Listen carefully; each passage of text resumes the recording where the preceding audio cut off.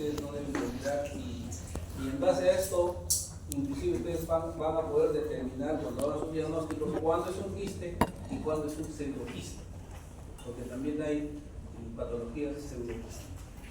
Entonces, un quiste es una lesión tipo vejiga, todos conocen la vejiga, ¿sí? Y que tiene tres componentes, ¿no? Tres componentes. Uno, una luz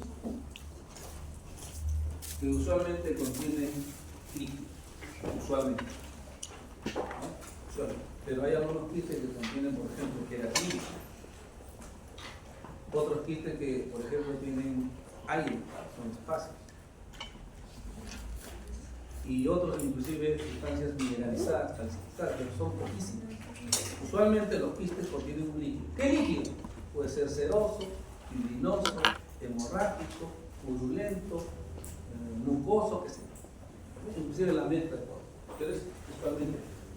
Esa es la primera característica. La segunda es que los quistes tienen una pared conformada por epitelio. Todos los quistes tienen epitelio. Y tercero, esa pared, aparte de epitelio, tiene una cápsula fibrosa. Entonces, básicamente, un quiste, para que se llame quiste, debe contener epitelio. ¿Por qué? Porque los pseudoquistes no tienen epitelio.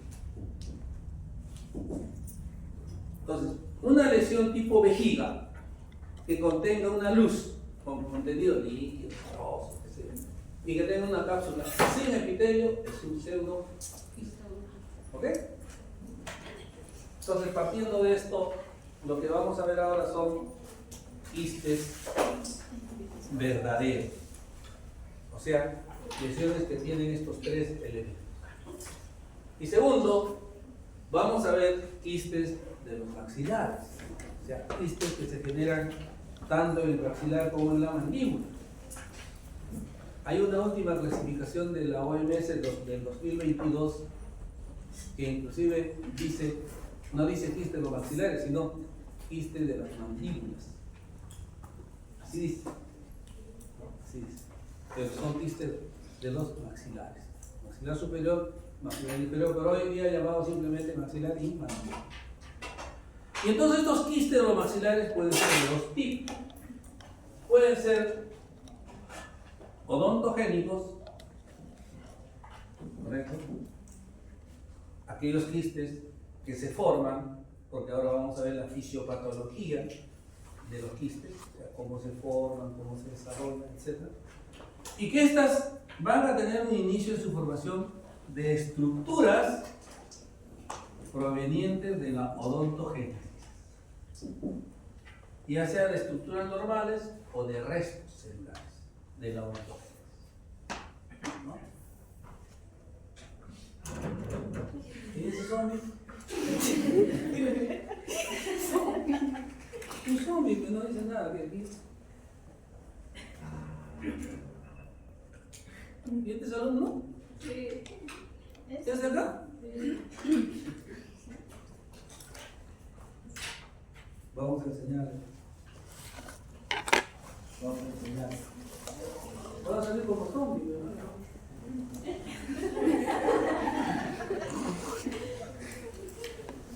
Yo no así directo, ¿eh? No es directo. Lastimosamente, así me han criado, ¿no? Yo quiero que ustedes sean no solamente mejores odontólogos, sino mejores personas. Eso es lo que yo quiero de ustedes. Mejores personas, excelentes. Y un día me digan, no, ¿sabe qué? Dice que el doctor Tarrillo ha sido su alumno, sí. ¿Y qué tal era como alumno? ¿Por qué? Porque es una excelente persona, tú lo has dicho. Pero que me digan, es un excelente odontólogo, pero como persona, no lo enseñó ni lo conozco.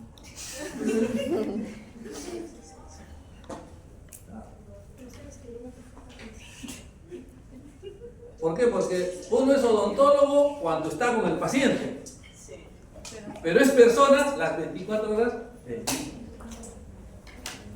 Así es pesadita. Así que no tengas miedo. Entra nomás a las prácticas. No traigas tu guía. No te voy a revisar tu guía. Hace una mentira. No te voy a revisar. Sino que ella entraba en práctica los días martes, ¿no? Y total que un día revisando, ella se asustó de cómo revisaba los guías. Y entonces, ¿qué señorita? ¿Qué pasa? No, es que usted lo hace, que esto de lo... Ah, ya, la próxima, para que usted entre en mi práctica, traiga su guía también conmigo para verlo. Y desde esa fecha no regresó. Qué miedo. Pues le iba a hacer un rocho con su guía. Entonces, así, chicos. No importa, yo me voy a demorar. Mire, ¿sabe qué cosa? Hablar de esto, lo voy a encontrar en los libros. Mejor, me voy a demorar, pero hablando de la otra cosa. De la formación como persona. El profesional, hermano, no, un buen hermano. Papá sabe cualquier cantidad, un buen padre. Hijos, hay de todo, un buen hijo, etcétera, etcétera. Así. Así que esto lo van a encontrar más bonito todavía en los libros. Hay videos también, si ustedes ponen quistes de los maxilares, videos. Hay brasileños que les van a hablar en portugués. Hay mexicanos, escúchale, vale. Híjole. Así es, de verdad. Pero a lo que yo me refiero, ustedes han notado, ¿no? Y ya no les puedo decir, pues, he visto un papelito acá y no lo he leído, no me cuesta nada. Pero acá han pasado, todos han pasado, a nadie le interesa. A nadie le interesa. Hablo de eso y recién la otra recoge la China, recoge su papel. Sí.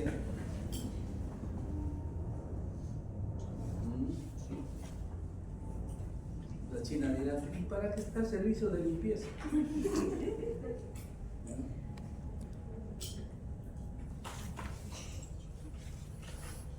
A ver, ¿quién es más limpio? ¿El que se baña todos los días o el que no se ensucia mucho? El que no se ensucia mucho. Ya aprendieron. Esa aplica.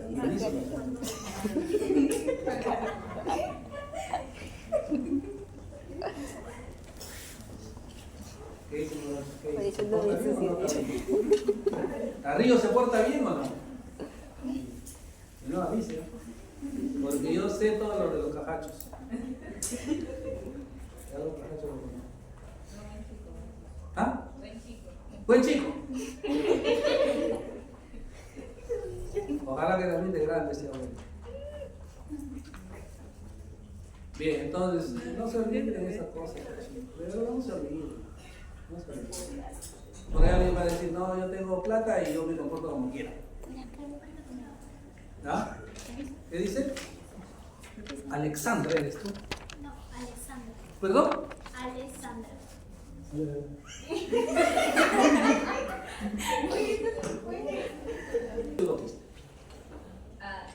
El segundo quiste no tiene epitelio. En cambio, el quiste sí tiene. ¿Sí? Fácil. ¿No? Cuando ustedes escuchen quiste, Ojalá. Que venga, pero menos para el nombre de Ale. Con este una chistosa. Pero ¿por qué no así?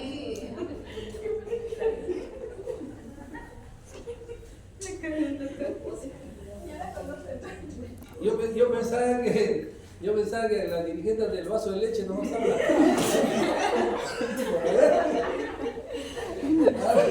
Ese comedor es popular. Vaso de leche, comedor popular. Bien. ¿Que me estás grabando todo, Cristina? Ah, ya sabes que me vas a pasar los videos. Ya está bien. No tengo la pizarra. Muy bien, entonces vamos a ver ahora los quistes de obesidad. Entonces hay quistes ontogénicos, no. Todos los no ontogénicos tienen que ver, o mejor dicho, no tienen que ver con ninguna estructura de la ontogénesis ni resto. ¿Ok? Esa es la definición básica. Pero quiere decir de que en los maxilares los más comunes son odontogénicos. Y el más común, no se olviden, el más frecuente, el que se van a encontrar ustedes prácticamente, seguro cada semana en su consultorio, por lo menos con un paciente, es los quistes periapicales.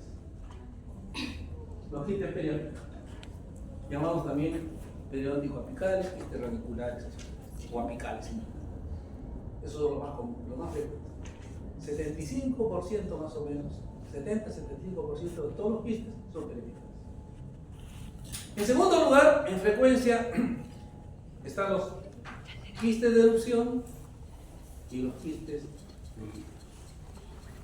En segundo lugar, quiste de erupción y quiste de erupción. En tercer lugar están los queratoquistes. Los quistes de erupción y quistes dentígenos más o menos un 15%. Y los queratoquistes en un 3%, 4%. El resto de quistes ontogénicos, menos del 1%. Y de los no ontogénicos no se olviden, de los no ontogénicos, porque corresponden al 10% de todos los quistes. Todos los quistes nasopalatines, que son no ontogénicos. No se olviden de esa frecuencia, es importante. Por eso desde ahora vamos a ver la clasificación de todos los quistes, pero solo vamos a describir a los más frecuentes. ¿No?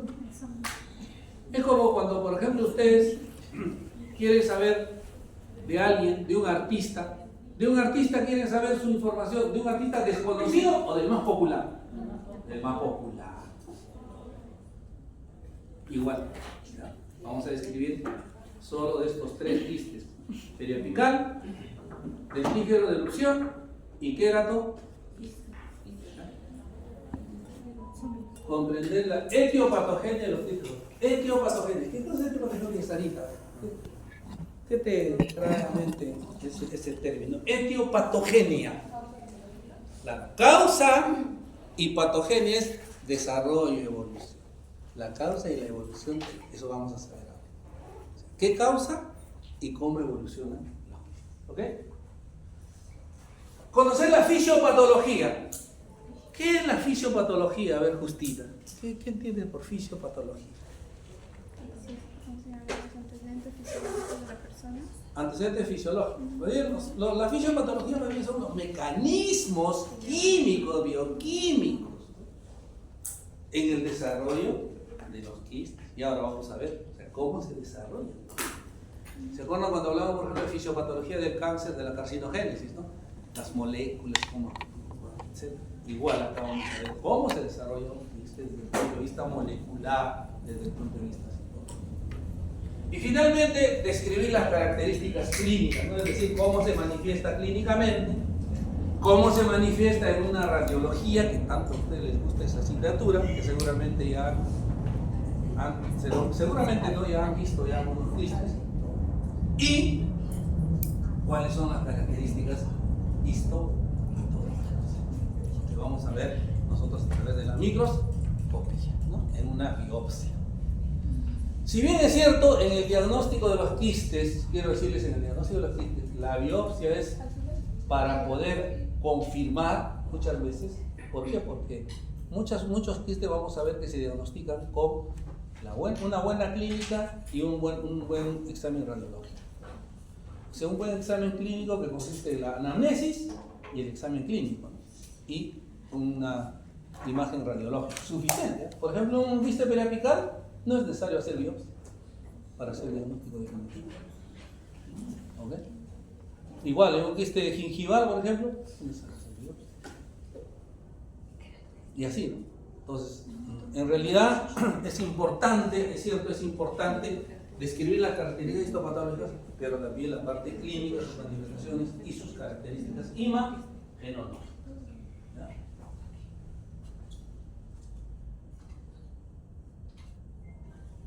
Ya esto hemos definido. Ahí está. Ya les dije eso. Que los quistes son lesiones tipo. ¿Tipo qué? ¿Cómo? Tipo vejiga. Tipo vejiga. Claro, tipo vejiga. Yo escuché otra cosa. Tipo vejiga. Y ahí están sus componentes: luz, epitelio y cápsula. Pero quiero yo hacer una pregunta, a ver, Colorado. ¿Los quistes serán lesiones agudas o crónicas? Agudas. No te digo que está bien o mal, ¿no? Le vamos a preguntar qué opinión tiene. A ver, la China 1. Las lesiones, los quistes son lesiones agudas o crónicas. Su compañera dice que es aguda. ¿Usted qué dice? Crónica. Crónica. Vamos a terciar. A ver, Alexandra. ¿Agudas o crónicas? Ah, perdón, Alexandra. Crónicas. A ver, Solani. ¿Agudas o crónicas? ¿Perdón? ¿Qué tiene plata ahora como que? Ya, Solani. ¿Agudas o crónicas? Crónicas, ya se dio cuenta. Claro, porque eso no se va a formar en 3 días. Si no te está rico. Eso que se forma. Entonces, si son lesiones crónicas, pregunto, chicas, a ver, si son lesiones crónicas, pregunto, ¿estas lesiones en algún momento van a tener un infiltrado leucocitario? ¿Sí o no? Sí, porque todas las lesiones siempre tienen su infiltrado leucocitario, lo hemos dicho con ustedes agudas. ¿Qué tipo de infiltrado leucocitario va a tener? ¿Polimorfo nuclear o mononuclear? ¿Qué dices? A ver. Polimorfo nuclear, dice acá. ¿Qué dices tú? ¿Polimorfo nuclear o mononuclear? ¿Ah? Mononuclear. Si son crónicas, ¿qué tienen? ¿Polimorfo o mononuclear? Son crónicas. Polimorfo nuclear, neutrófilos. Mononuclear, linfocitos, monocitos. ¿Qué tienen? ¿Neutrófilos o linfocitos y monocitos? Linfocitos y monocitos son mononucleares. ¿Correcto? Pero, acá les hago un pero, esto es importante. Por eso que miren, la clasificación, pero antes de hablar de clasificación, mejor para que ustedes entiendan. Pero miren, por ejemplo, un quiste periapical asociado a un diente con amplia caries, con compromiso de pulpa. Listo. Quiste periapical. Los quistes periapicales, porque estamos diciendo que todos los quistes son crónicos, todos. Pero ¿qué pasa? Estos quistes periapicales, cuando están, miren, asociados, siempre van a estar asociados a pulpa necrótica, o sea que acá hay bacterias, todo. Si siguen asociados a pulpa necrótica, ¿por qué? Porque un quiste periapical puede estar asociado a un diente con tratamiento de conductos. O sea, puede tener acá su endodoncia, ¿no? Tiene su quiste periapical. Pero estoy hablando cuando está asociado a pulpa necrótica. Tiene la tendencia a reinfectarse, a reacidificarse. O sea que esto que es un tejido con epitelio, con luz, con cápsula, puede otra vez infectarse y destruirse y volver a convertirse en un absceso nuevamente, a reacidificar. Esto es en casos de estos quistes periapicales asociados a pulpa necrótica. Entonces, una cosa es una reabsedificación de un proceso crónico y otra cosa es que el quiste es un proceso crónico per se.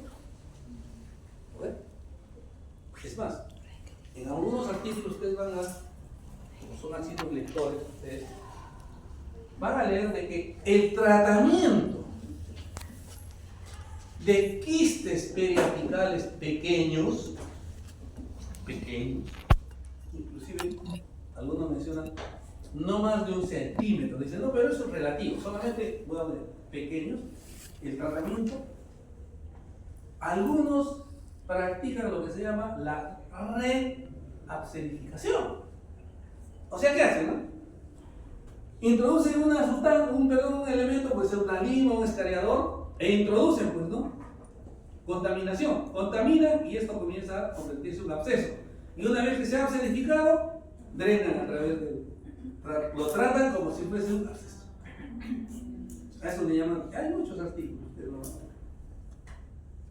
Entonces, la reabscesificación o la reagudización de un proceso crónico, en este caso un quiste periapical, se da en esos casos. ¿Ok?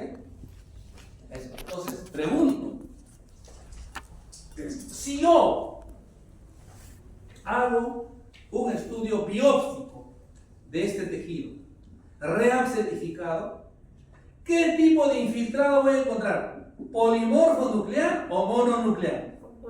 Polimorfo nuclear. Porque jamás un proceso que se ha reagudizado jamás va a dejar de ser un proceso agudo. ¿Correcto? Va a tener el infiltrado de polimorfo nuclear, ¿sí? O sea, va a tener los piocitos. Si hay pus, va a tener piocitos. ¿Y qué no son los piocitos? Alessandra. Son neutrófilos en procesos de degeneración. No se olviden. ¿Ah? Listo. Sigamos. Bien, aquí les presento esta clasificación que ya quedó porque este es del 2017. Pero miren, esta clasificación sigue en uso, y debería seguir en uso, porque aquí los clasifican en 2 grupos: los quistes congénitos o de desarrollo y los quistes inflamatorios. ¿No? Es importantísimo. Es decir, inflamatorios, ¿por qué? Porque se generan por procesos inflamatorios. De desarrollo, ¿por qué? Porque, bueno, pues hay una generación, digamos, proliferación de células epiteliales por diferentes razones, no de carácter inflamatorio ni infeccioso. Pero esta clasificación ya quedó desfasada. Y además quiero hacerles notar algo, ¿no? Que mire, a ver, les digo. La OMS ha hecho 5 o 6 clasificaciones, a ver. La primera ha sido el 71. La segunda, el 92. La tercera, el 2005. La cuarta, el 2017. Y la quinta, son 5, el 2022. 5. El 2005, el queratoquiste, el 2005, en la clasificación del 2005, no estaba dentro de los quistes, estaba en el grupo de tumores. El queratoquiste endocrénico era un tumor en 2005, hasta el 2017. El 2017 recién regresa de ser tumor a ser quiste. ¿Y saben por qué? Porque este quiste, ¿no?, tiene un comportamiento semejante a un tumor. Es agresivo, es recidivante. ¿Okay?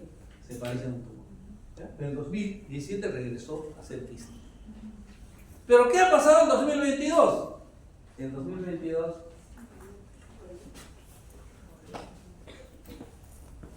creo que ya se pasaron de simples.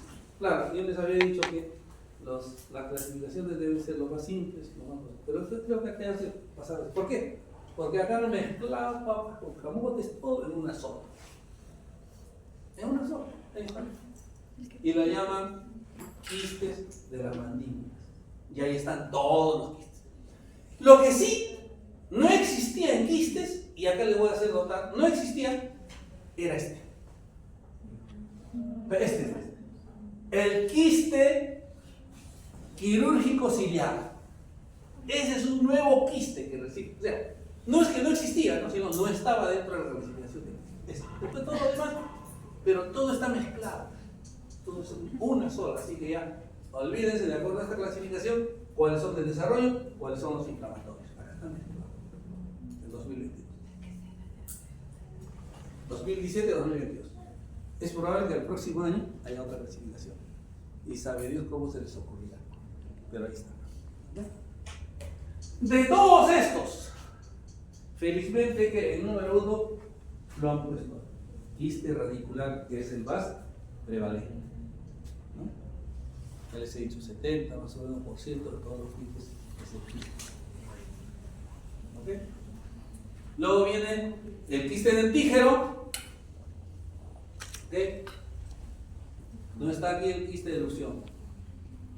No está el quiste de ilusión. No está el quiste de ilusión. Quiste dentígero y está el queratoquiste odontogénico. Los tres. 1, 2 y 3.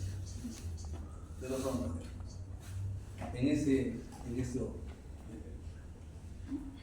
El resto, menos del 1%.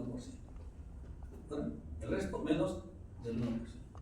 ¿Okay? Ah, y acá también está el quiste del conducto nasopalatino, que es un no, o sea, acá lo han mezclado. Odontogénicos, no odontogénicos, inflamatorios de desarrollo. O sea, han hecho, con esa carne que tú has comprado, han hecho un sancocho. Porque, Sarita, esto por lo menos te dice algo, ¿no? Claro. Son inflamatorios. Tiene una naturaleza inflamatoria. Esto es un desarrollo. ¿Verdad? Por lo menos te orienta. Pero aquí no. Aquí está todo. Muy bien. Vamos a hablar entonces del etiopatogenia. ¿De dónde se originan y cómo se originan? ¿Cómo se desarrollan? Los quistes de los maxilares se originan de restos epiteliales de la vaina. ¿De qué vaina? De la vaina radicular de Herwig. ¿Y quiénes forman la vaina radicular de Herwig? El epitelio interno y externo de la de la espalda. ¿Y qué función tiene la vaina de Herwig? Determina cantidad, forma y número de raíces. Entonces, ¿qué pasa? Cuando esta vaina, ¿no?, forma las raíces, a medida que va formando, las células tienen que ir reabsorbiéndose. Tienen que tener una apoptosis. Pero ¿qué pasa? Algunas no entran en apoptosis, se mantienen. Quedan ahí. ¿Cómo qué quedan? Como restos. ¿Y cómo le llaman? Restos de mala. Entonces, yo hago una pregunta. Si en este momento nos hacemos biopsias de todo nuestro ligamento periodontal, porque los restos van a ser ¿dónde se encuentran? En el ligamento periodontal. ¿Okay? Si en este momento hiciéramos biopsias de todos nuestros ligamentos, de todos nuestros dientes, pregunta, ¿en algún ligamento de algún diente vamos a encontrar algún resto de malacés? ¿Sí o no? Nada más. Repito la pregunta. Si en este momento nos hacemos todos biopsias de nuestro ligamento, de todo nuestro ligamento periodontal, o sea, ligamento periodontal donde hay dientes, ¿no es cierto? Hacemos biopsias. ¿Encontraremos en alguna de ellas restos de malacés? ¿Sí o no? A ver qué dice Araceli. ¿Sí o no? No. ¿Sí o no? No. ¿Sí o no, chiquitina? No. China 2, ¿sí o no? No. Muy bien. Alessandra, ¿sí o no? No. Solange, ¿sí o no? Solange. Solange, no. No. No. Diana. Rocío. No. Alguien que diga sí. ¿Quién dice sí? El único. Ya yo. Ya, la última hora. Ya. Oigan. Porque son de raíz.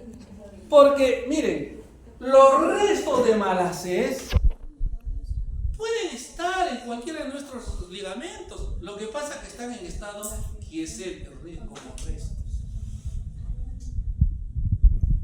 Y ustedes dirán, pero un momentito, ¿y por qué no tengo quistes? Es que esos restos están en estado quiescente, pero no hay nada que los active. ¿Cuándo se va a activar? Cuando se exponga a un factor activador. Una noxa, cálculo, una inflamación, una infección, etcétera, etcétera. ¿Entiendes? ¿Entendieron eso? Sí. Entonces, algunos de ustedes dirán, o sea que los restos de Malassez son estructuras normales en el ligamento. Yo no estoy diciendo eso. Son restos que están en estado quiescente. Ahí está. Si hay un factor, lo activa. Y ahí puede generar quistes. O puede generar tumores también. Porque recuerdan ustedes, hemos hablado de tumores de los ameloblastoma. ¿Los ameloblastomas de dónde se originan? Los queratoquistes. Vamos a ver. Entonces, los restos de Malassez son restos que están en cualquier ligamento periodontal en estado quiescente. ¿Ok? Ahí están. ¿Cuántas células son? Pueden ser 10, pueden ser 8, pero ahí están en estado inerte. De ahí. ¿Qué más?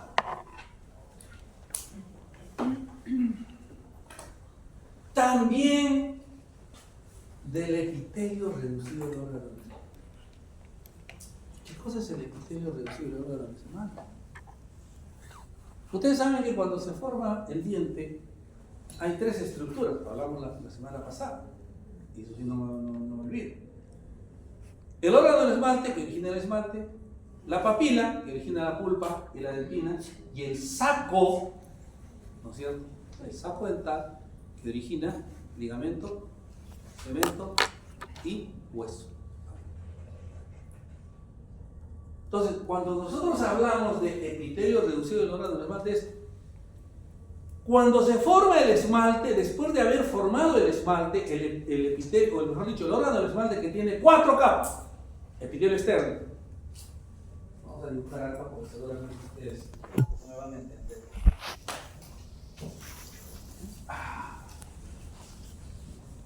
Así es, seguramente acá se van a recordar, ¿no? Vamos a ver etapa de campana temprana. ¿Ya? Este es papila dental y aquí está el órgano del esmalte. ¿Ya? Órgano del esmalte tiene epitelio externo, aquí está el epitelio externo. Voy a dibujar así las células, epitelio externo. Retículo estrellado, epitelio interno, correcto, que se forma, de la cual se forman los ameloblastos, que van a formar el esmalte, y el retículo estrellado, perdón, el estrato intermedio. Ahí está, ¿no? Ahí están las 4 estructuras, ¿eh? Miren. Epitelio externo del órgano del esmalte, retículo estrellado, estrato intermedio y epitelio interno del órgano del esmalte. Las 4 estructuras, 1, 2, 3, muy bien. Cuando los ameloblastos terminan de formar matriz, porque todos estos, claro, no cada uno tiene su función, ¿no?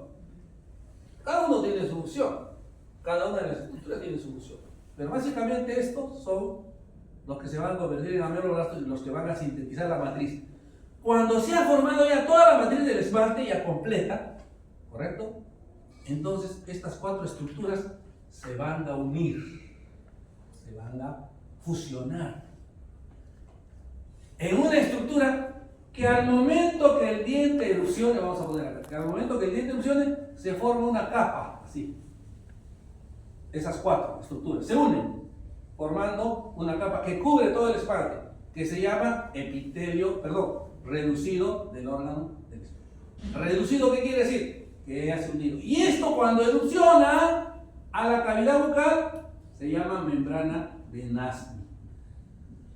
Que cuando está con los alimentos etcétera, fricciona con el antagonista, la membrana se rompe y deja expuesto a la superficie del esmalte. Entonces, el epitelio reducido del órgano del esmalte, en algún momento puede, vamos a ver, así, ¿no? Puede separarse y formar un quiste. O sea, como el diente está, el epitelio reducido pegadito y está erupcionado así, por diferentes razones se puede despegar y forma una cavidad, un quiste. Que puede ser un quiste de erupción, un quiste de tigre, lo que sea. Ese epitelio reducido entonces forma, eso sí. O sea, el epitelio cubriría al diente que está en erupción.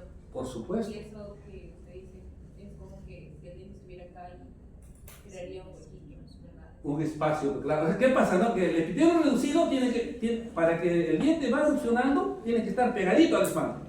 Pegadito, hasta que erupcione y se convierte en membrana de Nassi. ¿Ok? Y luego ya se rompe. Pero dentro del hueso tiene que estar unido, pero por diferentes razones se despega de la superficie y forma una cavidad quística. Y eso se convierte en un quiste. Ya sea de erupción o ya sea de quiste. Ese es el origen del órgano. ¿Ok? ¿Qué más? También los remanentes del... Oigan, ustedes saben de que cuando se forma, aquí está, el epitelio de la mucosa bucal, cuando se forma la lámina dental, de la lámina dental, la yema, de la yema, caperuza, campana temprana, lo que sea. Esta lámina se rompe, se desprende y forma el folículo. Así queda desprendido. Pero ¿qué pasa? Esto debe de reabsorberse, pero quedan algunos restos. Así como quedaba el resto de Balacés, aquí quedan restos de la lámina dental, que se llaman los restos de Serres. Los restos de Balacés son otros. Los restos de Serres son los restos de la lámina dental. ¿Dónde quedan esos restos? Si la lámina dental, quedará pues entre la encía y el diente, acá. En cambio, los restos de Balacés queda aquí, en la raíz, en el ligamento peroneal, hasta la posición es diferente. Entonces, estos son los famosos restos de la lámina, remanentes sobre todo de la lámina dental, llamados restos de Serres. Serres, acá está. Doble R, ¿ya? Mejor lo escribo bien porque si no va a sonar como... Bien. Sigue. Recién estamos en la tercera diapositiva. La capa basal del epitelio. O sea, miren, algunos... Es interesante. Interesantísimo. O sea, ¿qué quiere decir? Que la mucosa bucal está ahí, ¿no?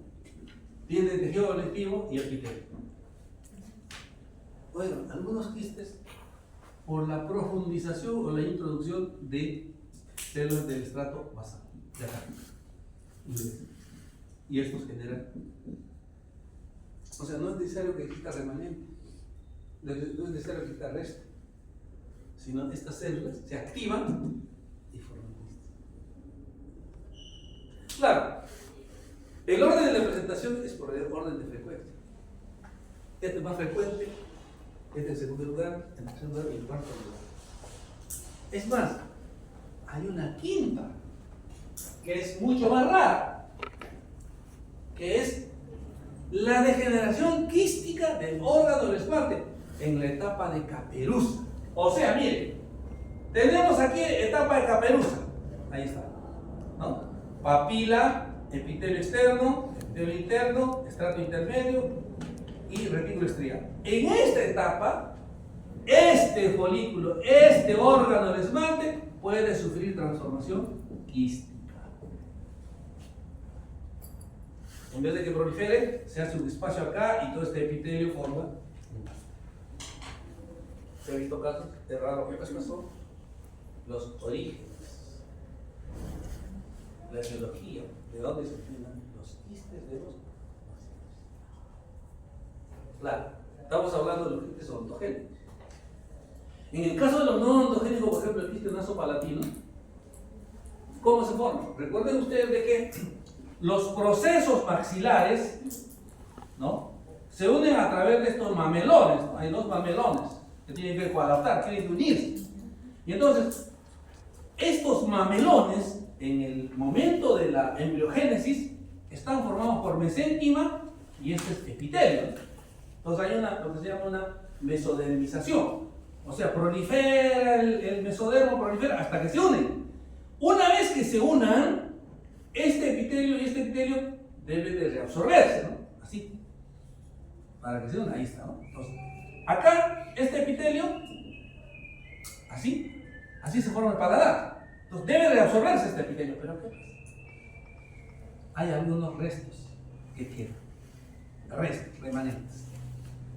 ¿Es epitelio odontogénico? No, es epitelio no odontogénico, porque acá no está formando, está formando el paladar.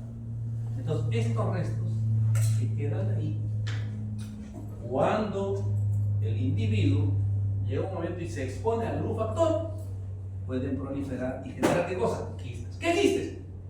Nasopalatino. No. ¿Ok? Bien.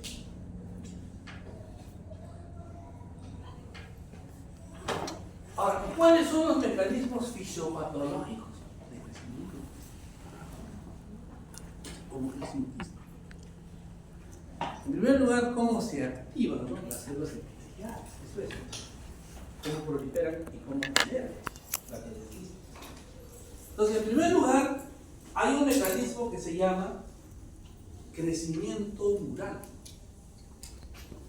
¿Y qué consiste el crecimiento mural? Consiste en una acción proliferativa, en una acción, digamos, de tipo mitótica. ¿Qué pasa? Los restos celulares, ahí están, epiteliales, miren, proliferan. Por ejemplo, ¿no? A ver, vamos a imaginarnos que un resto sea este. Ahí está, en estado quiescente. Pero ¿qué pasa? Llega un factor etiológico, una noxa, y recuerden ustedes, ¿se acuerdan cuando hablamos nosotros de inflamación? Recuerden que los macrófagos son los sensores, son las células centinela de los tejidos. Entonces el macrófago, ¿no?, comienza a sintetizar una serie de mediadores inflamatorios. Entre ellas, mediadores proliferativos epiteliales. Llegan aquí, ¿qué hacen esos inductores epiteliales? La activan. Estaban quiescentes las células epiteliales, estaban tranquilitas, ¿no es cierto? Estaban ahí, ¿no?, descansando, y viene la sustancia y la activa, ¿no es cierto? La induce. ¿La induce a qué? Por segundo mensajero, a mitosis. Comienza a iniciar la mitosis.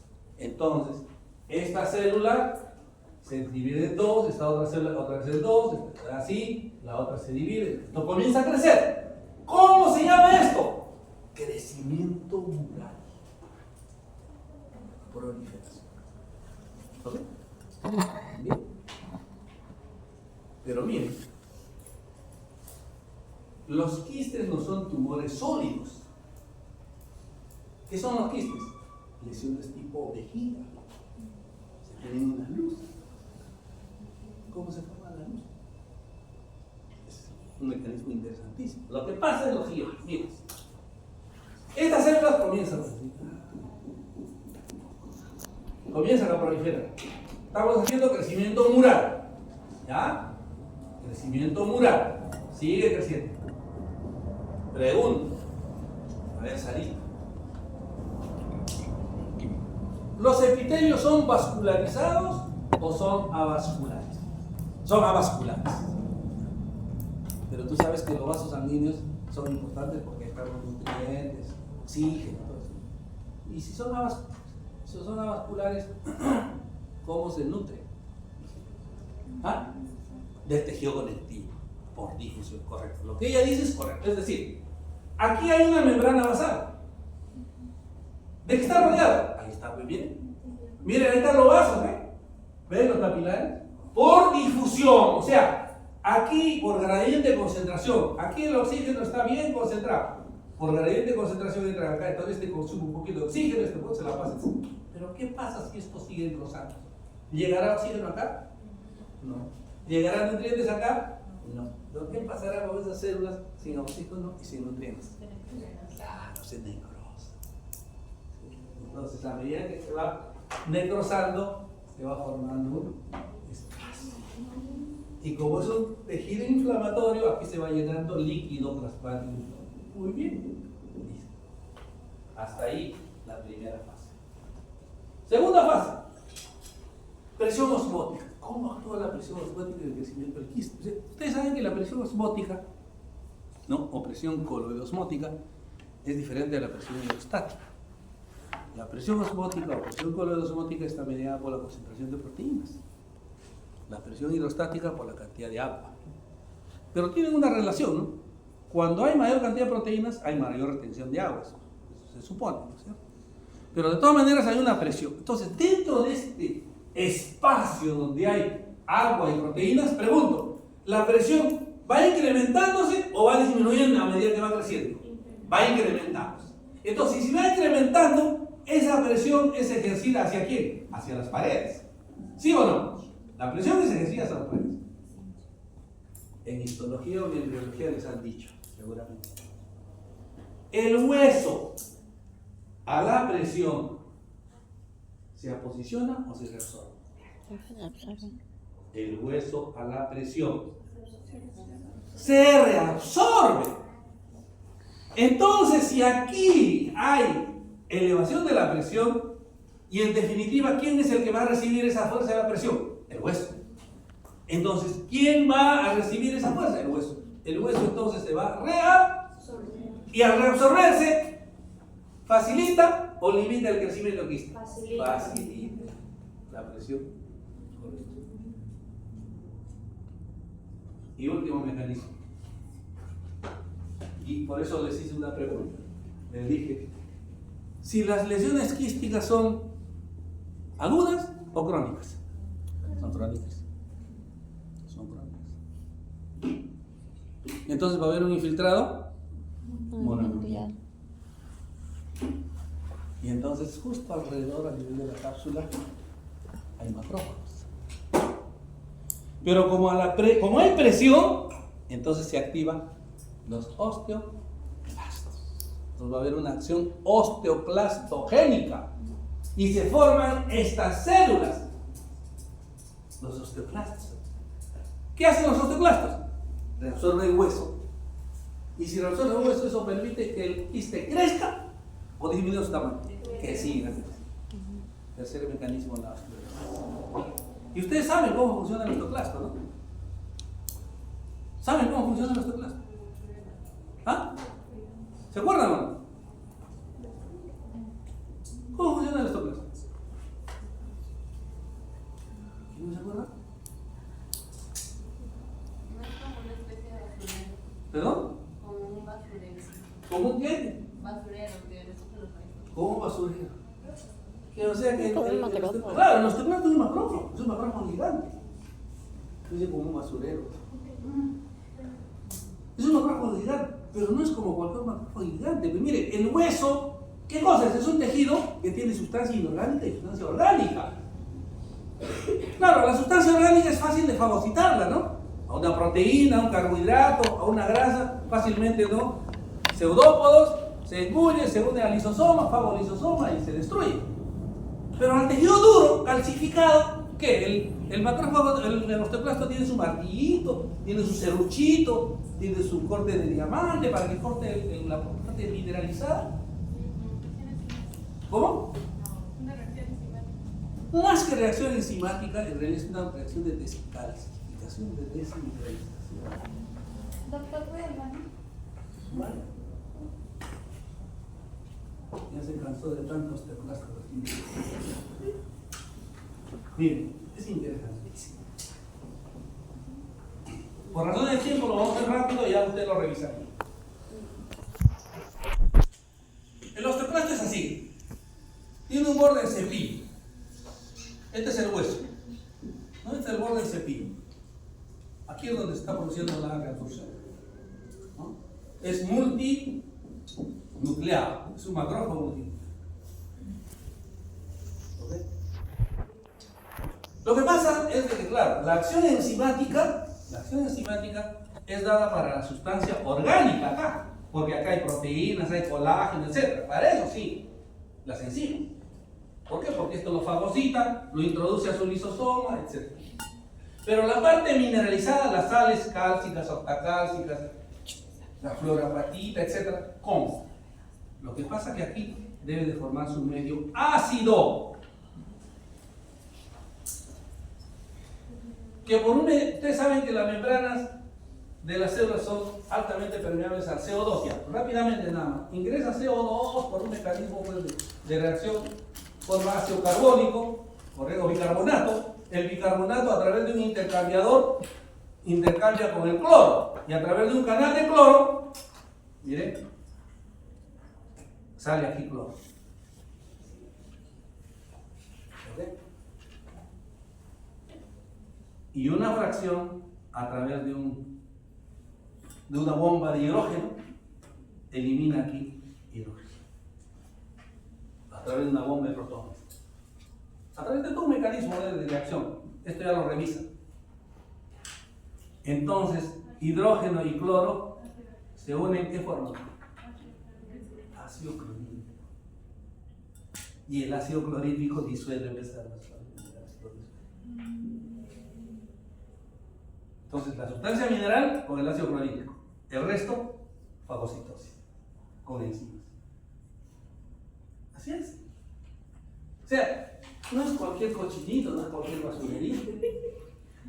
El osteoclast tiene un mecanismo bastante complicado y complejo de reabsorción ósea. ¿Okay? Y eso es lo que hace. Y eso hace de que el quiste crezca. Son los mecanismos de crecimiento. ¿Cuáles son las características esenciales de los quistes? ¿Ya? Características que todos los quistes tienen. Como a ustedes les gusta radiología, eso ustedes me lo van a poder explicar. Forman áreas radiolúcidas o radiotransparentes, bien definidas, de bordes, inclusive el hueso a veces se corticaliza. Eso ya les he dicho. Entonces, cuando uno ve así, dice, no, absceso no ves, pues jamás. Eso es quiste. ¿Por qué? Porque el absceso no tiene bordes definidos, el absceso tiene bordes indefinidos. No, eso es quiste, sí o sí es quiste. Y además es quiste por mí, porque mi profesor de radiología me lo dijo. Así solo. ¿Ya? Segunda, miren, ¿eh? Los quistes, eso tengan en su cabecita. Los quistes producen reabsorción ósea, sí, porque hemos dicho, uno de los mecanismos de crecimiento es la reabsorción ósea. Pero no producen reabsorción radicular. No reabsorben la raíz. No producen rizólisis o rizálisis. Eso se llama rizólisis, rizálisis, la reabsorción radicular. No, ¿qué hacen a las raíces? Las desplazan. Ahí está. La están desplazando. Está creciendo como un globo, ¿no es cierto? Va inflando, son las dos raíces, yo soy el quiste, y los empujo para allá. No la razón. A diferencia de los tumores. Los tumores sí producen rizólisis. Es una... ¿Ok? Sigamos.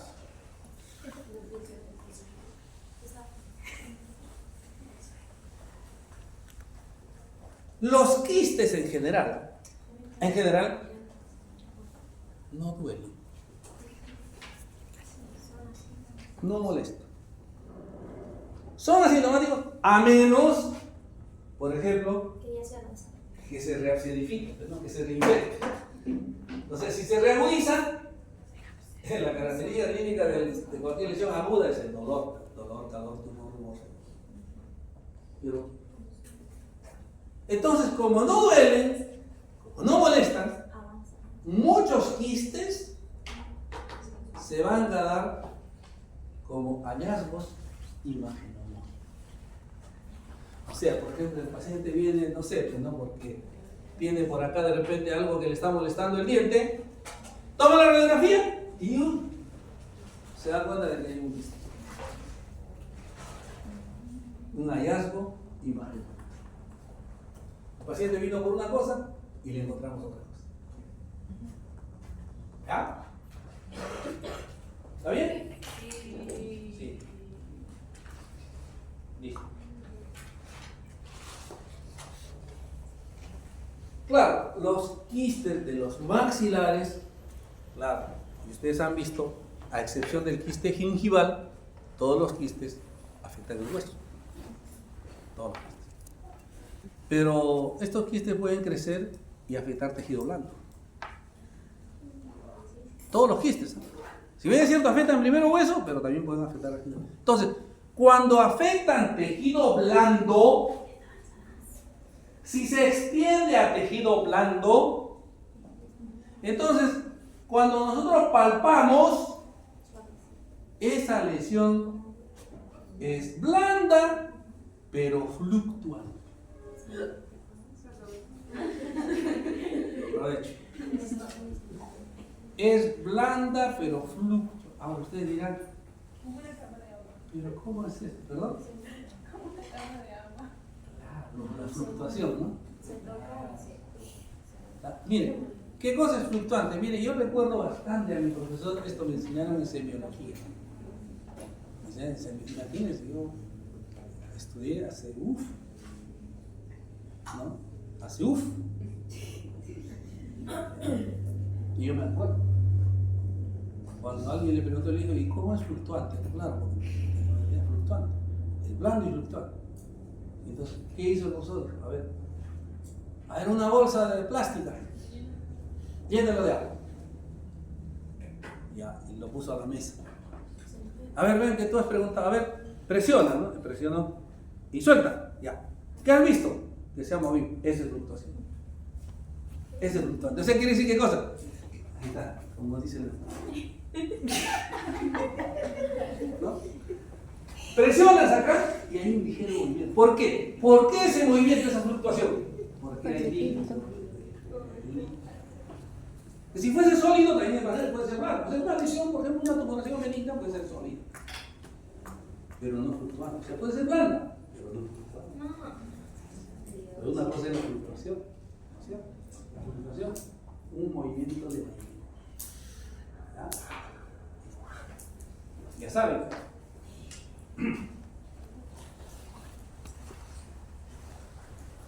Si están cerca a la superficie de la mucosa, suelen a veces tener un color, así como ven, azulado. ¿Por qué? La Prosil dice, ¿por qué? Claro, este por ejemplo es un quiste de erupción. Lo que pasa, miren, la erupción es un proceso fisiológico, pero traumático. Porque la erupción, ¿qué significa? ¿No? Que el diente que está erupcionando tiene que reabsorber hueso, tejido, todo para abrirse camino, ¿no? Es como, más o menos China es como abrir una trocha, ¿no? De Chanchamayo. Agarras tu machete y te cortas, ¿no?